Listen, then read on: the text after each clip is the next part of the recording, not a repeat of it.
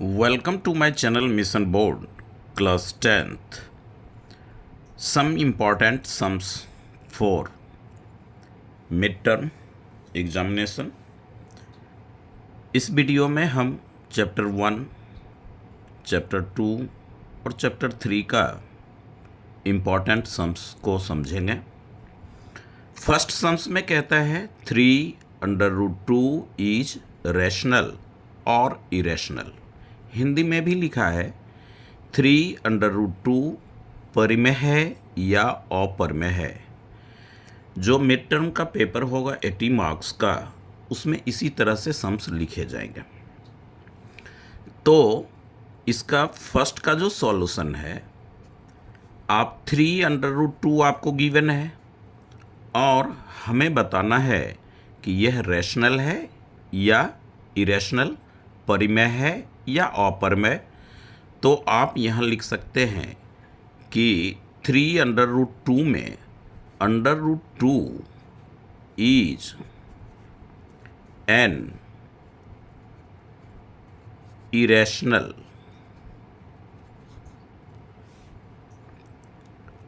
So 3√2 is an irrational यानी अपरिमेय। √2 जो है वो अपरिमेय संख्या है, इसीलिए 3√2 अपरिमेय संख्या होगा। अपरिमेय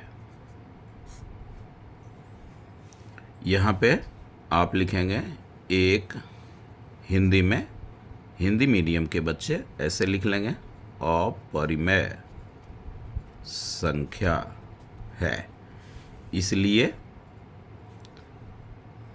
अपरिमेय संख्या होगा। सेकेंड सम में sum of roots of a quadratic polynomial is. Sum of root Hindi में है द्विघात बहुपदों के शून्यकों का योगफल होता है। तो आप जानते हैं कि सम ऑफ रूट्स जो होता है वो होता है -b/a, या इसी को दूसरे लैंग्वेज में आप लिख सकते हैं minus coefficient of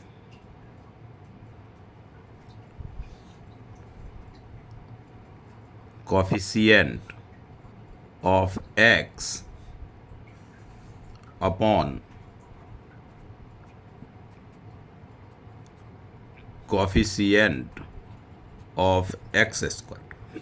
-b/a short form है और उसी -b/a को ही हम minus coefficient of x upon coefficient of x² लिख सकते हैं। हिंदी में आप लिखेंगे -b/a fill in the blanks करके है, या यहाँ लिखेंगे x का गुणांक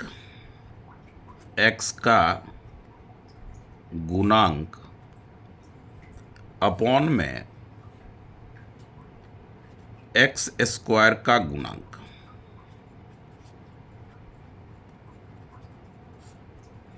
इस तरह से फर्स्ट और second fill in the blanks, और ये फॉर्मूला से है चैप्टर 2 का। सम नंबर थर्ड में कहता है product of root of quadratic polynomial. तो प्रोडक्ट ऑफ रूट क्या होता है? c/a होता है, c/a, यानी कि constant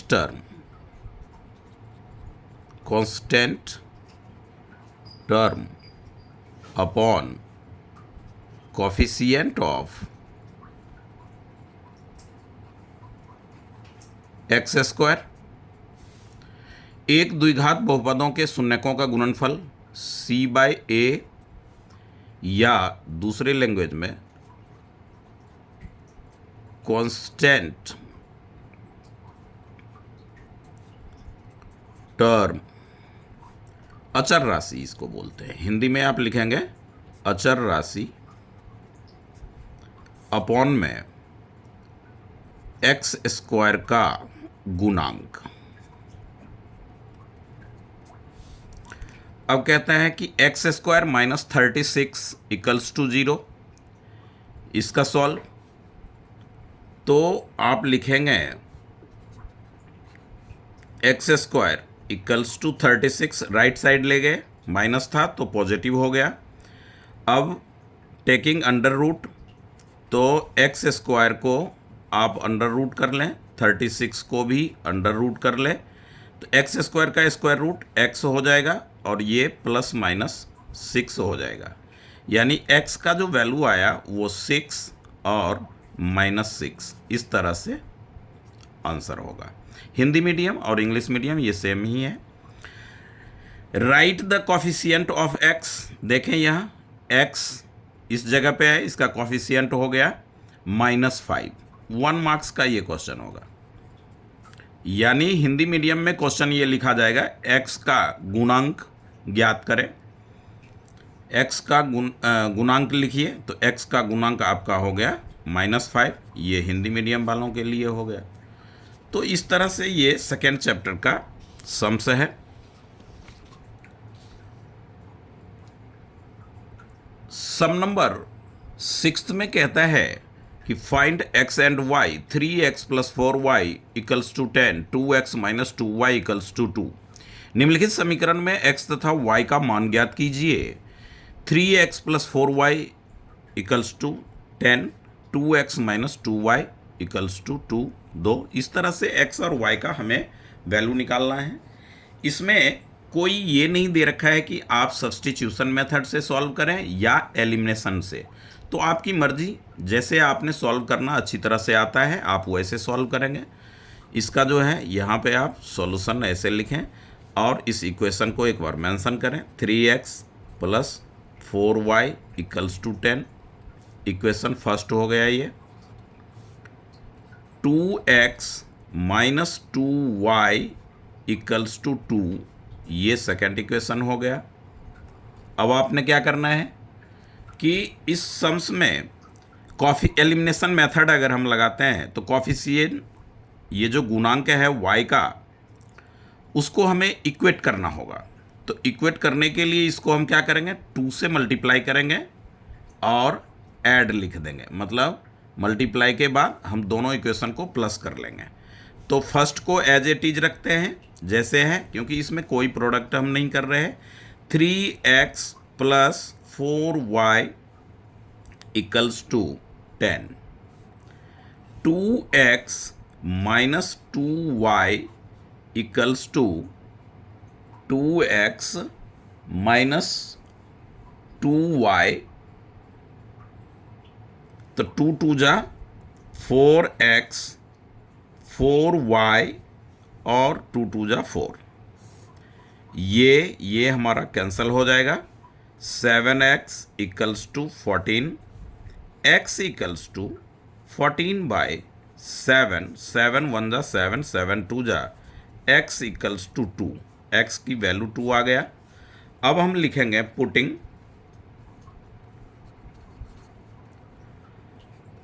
the value of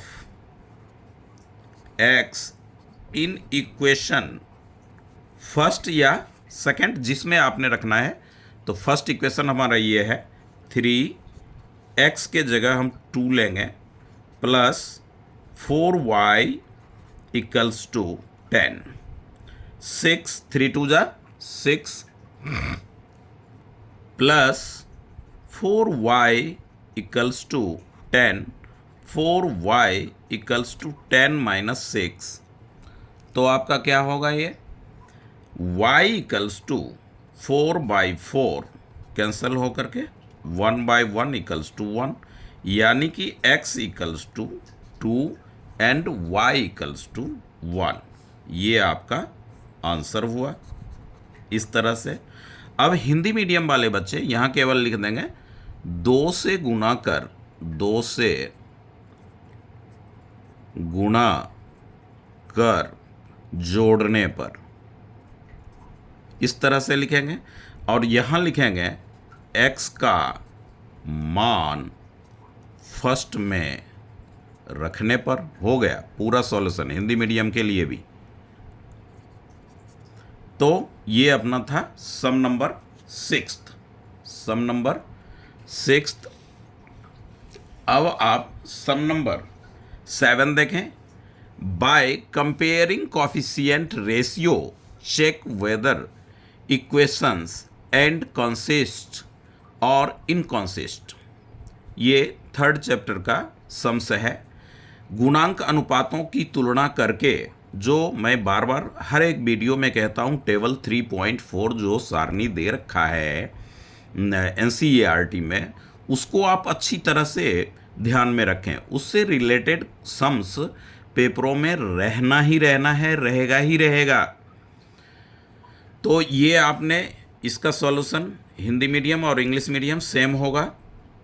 5x minus 3y equals to 11। आप इसे लिख लें 5x minus 3y minus 11 equals to 0। इसको आप इक्वेशन फर्स्ट करें।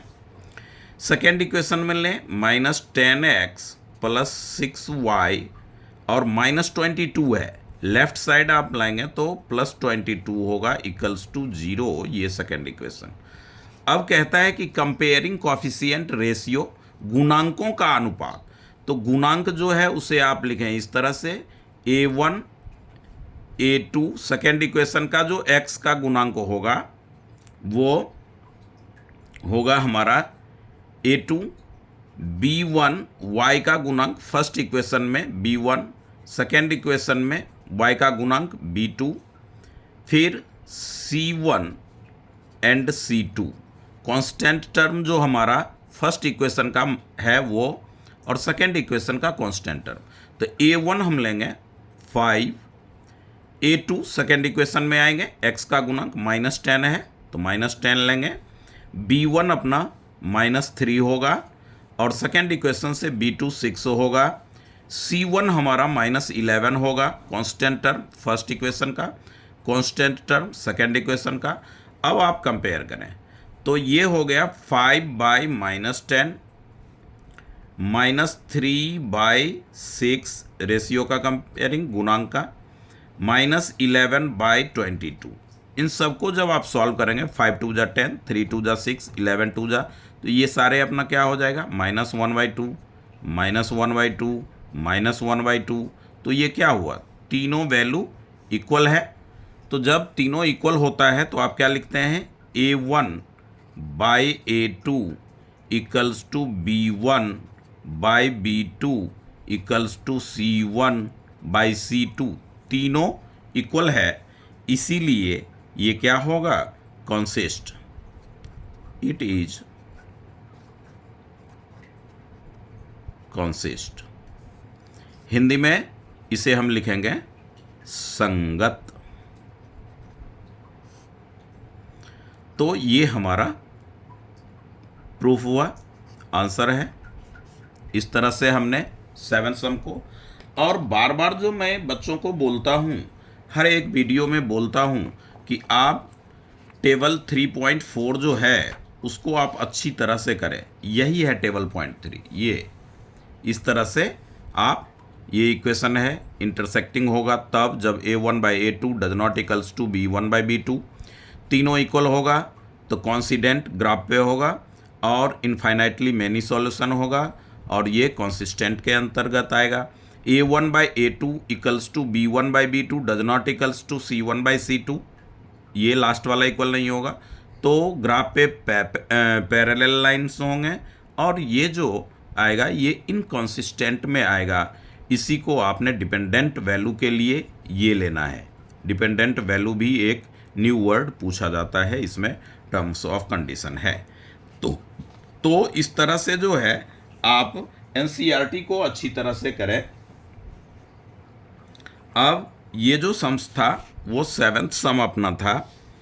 अब आए, कहता है कि find zero of quadratic polynomial. Quadratic polynomial हमारा ये है, द्विघात बहुपद के शून्यक ज्ञात कीजिए। 2.2 का फर्स्ट सम्स जो है उसमें वेरीफाई भी है, बट इसमें आपको वेरीफाई नहीं कह रहा है। तो आपने क्या करना है कि ऐसे सॉल्यूशन, और पोलिनोमियल है तो इसको Px से आप डिनोट कर सकते हैं, 3x² माइनस एक्स, किसी भी बहुपद को, वेरिएबल इसका x है तो px, y रहता तो py, s रहता तो ps, t रहता तो pt, ऐसा आप लेंगे। अब इसका पहला काम है कि आप मिड टर्म स्प्लिटिंग मेथड जो आपने सीखा है, मध्यपद विखंडन विधि, हिंदी मीडियम वाले बच्चे, तो उसका तरीका है कि फर्स्ट टर्म को लास्ट वाले टर्म से आप मल्टीप्लाई करें। तो यहाँ पे सीखें 3x², बट ये 8वीं क्लास से बच्चों को बताया जाता है, -4 प्रोडक्ट करेंगे -12x² आएगा। अब इसका जो गुणांक है, न्यूमेरिकल कोएफिशिएंट, ये 12 है, तो 12 को आप फैक्टर कर लें, या ये सोचें कि 12 जो है किस किस नंबर को मल्टीप्लाई करने से, प्रोडक्ट करने से 12 आता है। तो 1 × 12, 2 × 6 एंड 3 × 4। अब देखें 3 और 4 को, 4 में 3 आप माइनस करें तो +1 आएगा, और 3 में 4 माइनस करें तो क्या आएगा, -1 आ जाएगा, यानी इसके इक्वल आ जाएगा। तो x आप पुट कर लेंगे, यानी कि ये हो गया 3x² माइनस प्लस 3x ले लें और -4x लें, -4। अच्छी तरह से समझें, पहला काम है फर्स्ट टर्म को, पहला पद को अंतिम वाले पद से मल्टीप्लाई, यानी first term multiplied by last term, तो ये आ गया। अब इसका जो नंबर है उसको हमने फैक्टर कर लिया है, 1 × 12, 2 × 6, 3 × 4। अब हमने देखा कि 6 और 2 को मल्टीप्लाई करेंगे 12 आ जाएगा, बट प्लस और माइनस करने पे -x नहीं आएगा, तो हम यहाँ पे आएंगे, ये वाला कंडीशन इसमें अप्लाई कर दिए। अब आप क्या करेंगे, 3x 3x आप कॉमन लेंगे तो आपका हो जाएगा x + 1, -4 आप कॉमन लेंगे तो x, माइनस आपने कॉमन ले लिया तो ये माइनस प्लस में कन्वर्ट हो जाएगा। तो ये अब x + 1 यहाँ भी है, x + 1 यहाँ भी है। अब 2 टर्म हमारे पास, ये टर्म 1 और ये सेकेंड, तो आपने लेना है x + 1 को दोबारा कॉमन, तो ये आएगा 3x - 4। अब पॉलिनोमियल जो होता है वो 0 के इक्वल होता है, कोई भी बहुपद 0 के इक्वेट में रहता है, तो ये हो जाएगा x + 1 = 0 और 3x - 4 = 0। x = 1 को आपने राइट साइड ले गया, -1 हो गया। इस तरह से आपने ये 3x - 4 = 0 है तो इक्वल 4 हो गया, 4 को राइट साइड लाया, x = 4/3, और ये हमारा दोनों आंसर हो गया, ये भी आंसर आया और x के 2 वैल्यू। इस तरह से हमने जीरोज फाइंड आउट किया, फर्स्ट जीरो -1, सेकेंड 4/3। इसको हिंदी में शून्यक बोलते हैं, शून्यक ज्ञात करना। Mid term split Hindi medium या इंग्लिश मीडियम यही करेंगे, अच्छी तरह से समझें। फर्स्ट टर्म को, पहले पद को लास्ट वाले टर्म से मल्टीप्लाई करेंगे, न्यूमेरिकल कोएफिशिएंट को हम फैक्टर कर लेंगे, फिर देखेंगे कौन सा कंडीशन हमें बीच वाला टर्म, मध्य पद, मिडिल टर्म दे देगा। तो 4 × 3, 4 में 3 प्लस कर देंगे, +3 ले लेंगे, -4, तो +3 और -4 -1 होगा। इस तरह से हमारा ये, फिर दोनों को 0 के इक्वल रखा, इक्वेट किया और वैल्यू हमने फाइंड आउट किया। ये था हमारा सम नंबर 8। ये भी यूटी में पूछा गया है क्वेश्चंस, वो सारे हैं गवर्नमेंट स्कूल के, गवर्नमेंट विद्यालय के, उसमें सरकारी, दिल्ली सरकारी स्कूल का जो है वो ये है। सीबीएसई वालों के खास करके बेसिक और स्टैंडर्ड वाले बच्चे अच्छी तरह से देखें, क्योंकि सितंबर में जो है वो मिड टर्म है, लास्ट वीक में। HCF of 306 and 657 is 9, find their LCM। आपके ये बुक का है, NCERT के बुक का सम्स है, और हिंदी मीडियम वाले बच्चे 306, 306 तथा 657 का मौसम 9 है, महत्तम समावर्तक 9 है, तो LCM लॉसा ज्ञात कीजिए। तो आप देखें इसके सॉल्यूशन के लिए फॉर्मूला याद रखें। क्या है फॉर्मूला कि LCM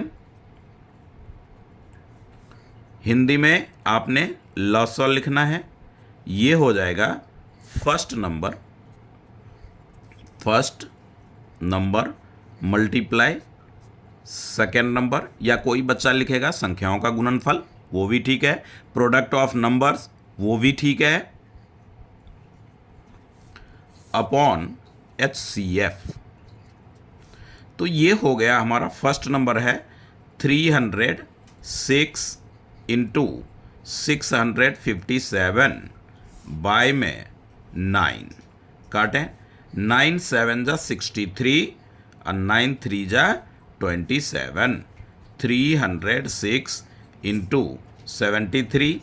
अब हिंदी मीडियम वाले बच्चे यहाँ पे क्या लिखेंगे? पहली संख्या गुणा दूसरी संख्या, बस हो गया। और HCF को आप हिंदी में क्या लिखेंगे? मौस। आपका हो गया हिंदी में। अब इसका प्रोडक्ट आप कर लें, ये आपका आंसर हो जाएगा 306 73। तो ये हो गए 3 6 जा 18 1 3 3 जा 9 7 6 जा 42 4 21 8 3 9 4 13 2 2। ये आपका हो गया LCM 22,338। इस तरह से आपने सम नंबर ये चैप्टर 1 का 1.1 का थर्ड सम या फोर्थ सम मिलेगा आपको, सेम एज इट इज यही सम्स है। अब आप देखें, कह रहा है कि प्रूव दैट, ये भी चैप्टर 1 का ही है कि under root 7 is irrational number. सिद्ध कीजिए कि रूट 7 एक अपरमेय संख्या है। तो इसका जो सॉल्यूशन हम करते हैं, स्टार्टिंग में ही हम लेट करते हैं। पहले इंग्लिश मीडियम वाले बच्चे देखें कि under root 7 is a rational number, कि जिसे हमें इरेशनल प्रूफ करना है, इसको बोलते हैं प्रिंसिपल ऑफ कॉन्ट्रडिक्शन प्रॉपर्टीज से प्रूफ करना। तो अंडर रूट 7 को आपने लेना है रैशनल नंबर, तो ये हो जाएगा under root 7 equals to P/Q A/B। आप कुछ भी ले सकते हैं, मैं P/Q लिया हूँ। तो अंडर रूट 7 Q, ये इधर प्रोडक्ट हो जाएगा, इक्वल्स टू P ऐसा। अब आप लिखें squaring both side. Hindi medium वाले बच्चे यहाँ लिखेंगे दोनों ओर वर्ग लेने पर, और यहाँ पे लिखेंगे परिमेय संख्या है। रूट 7 एक परिमेय संख्या है, ऐसा हमने माना। लेट के जगह हिंदी मीडियम वाले बच्चे माना लिख ले। तो squaring both sides, Hindi medium वाले बच्चे लिखेंगे दोनों ओर वर्ग करने पर, दोनों ओर वर्ग लेने पर या करने पर, ऐसा लिख लें। अब जो ये है कि रूट 7Q, तो अंडर रूट 7Q की स्क्वायर इक्वल्स टू P²। तो ये स्क्वायर और रूट कैंसिल हो जाएगा, Q की स्क्वायर इक्वल्स टू P²। अब आप यहाँ पे लिखें 7 is a factor of P²। 7 इधर है, इधर 7 आएगा तो डिवाइड होगा, यानी कि P² का फैक्टर है। Therefore 7 is a also factor of P। जो P² का फैक्टर होगा वो P का भी फैक्टर होगा। यानी हिंदी मीडियम वाले बच्चे लिखेंगे 7 P का गुणनखंड है, गुणनखंड है, ऐसा हिंदी मीडियम में लिख लेंगे। अब पुनः फिर आप क्या करेंगे, लेट P इक्वल्स टू 7 है तो 7 साथ में कोई कांस्टेंट C से डिनोट कर लें, K लगा दें, आपकी मर्जी है। तो P इक्वल्स टू 7C, ये आप इस फर्स्ट इक्वेशन में आप पुट करें। तो 7Q² इक्वल्स टू पी के जगह आप 7c ले लें तो 7q² इक्वल्स टू 49, 7 7 जा 49 c² तो q² equals to 49/7 c² q² equals to 7 7 जा 49। हिंदी मीडियम वाले बच्चे भी सेम एज इट इज लिखेंगे। अब यहाँ पे 7 आ गया तो 7 इसका फैक्टर हो गया q का, तो आप यहाँ लिखेंगे कि 7 is a factor of q², so 7 is a factor of q। अब यहाँ पे जो है p/q आपने लिया तो यहाँ पे लिख सकते हैं कि p and q are integer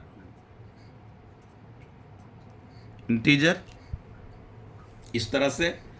तो 7 q का भी फैक्टर है और 7 p का भी फैक्टर है, तो आप लिखेंगे कि therefore 7 is a common factor, 7 is a common factor. अब कॉमन फैक्टर जब इंटीजर में आ गया तो ये कोप्राइम, एक तो कॉमन फैक्टर आया है हमारा, तो ये हमारा कोप्राइम हो जाएगा। तो आप लिखेंगे यहाँ पे कि 7 is a common factor of p and q। 7 जो है वो सार्व गुणनखंड है। क्या है? सार्व गुणनखंड या उभयनिष्ठ गुणनखंड p तथा q का। हिंदी मीडियम वाले बच्चे ऐसे अच्छी तरह से एग्जाम्पल जो दे रखा है उस एग्जाम्पल में लास्ट में लिखा हुआ है, तो ये आप लिख सकते हैं। But this contradiction fact, English में but this contradiction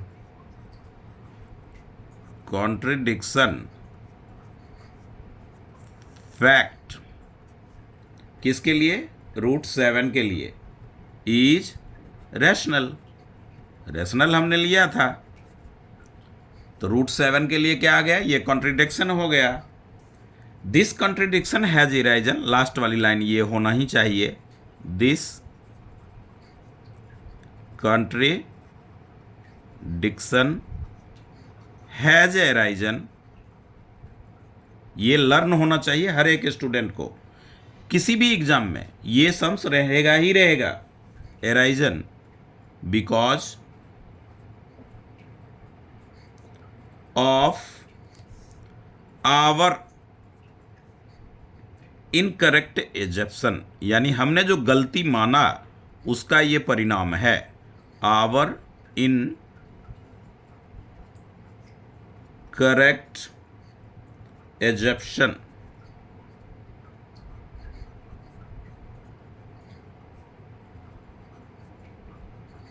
that √7 is rational. So we conclude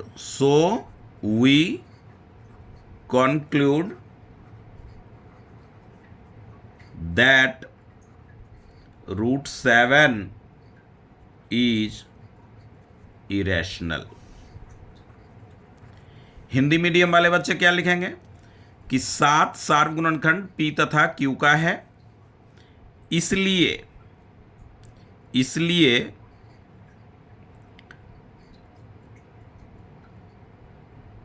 अवधारणा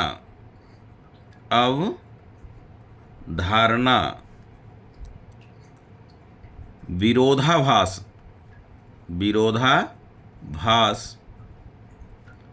प्राप्त हुआ।